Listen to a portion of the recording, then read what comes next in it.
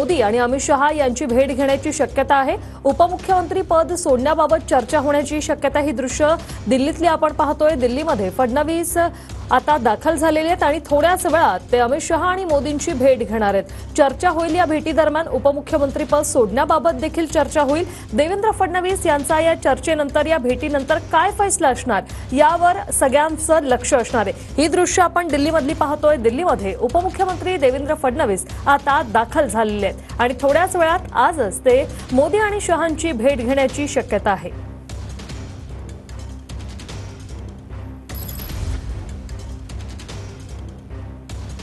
फडणवीसांकडून उपमुख्यमंत्री पदाचा राजीनामा देण्याची इच्छा व्यक्त करण्यात आली होती आणि यानंतर ते मंत्रिमंडळाच्या बैठकीला देखील ऑनलाईन स्वरूपात हजर होते। मात्र आता ते दिल्लीमध्ये दाखल झालेले आहेत आणि आता ते मोदी आणि अमित शहा यांची भेट घेण्याची शक्यता आहे।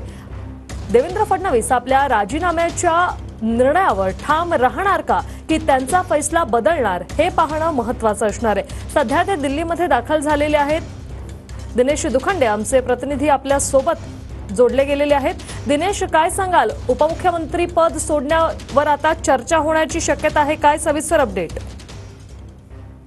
बघा, राज्याचे उपमुख्यमंत्री देवेंद्र फडणवीस यांनी राजीनाम्याची आपली भूमिका व्यक्त केल्यानंतर ते पहिल्यांदाच दिल्लीत येत आहेत।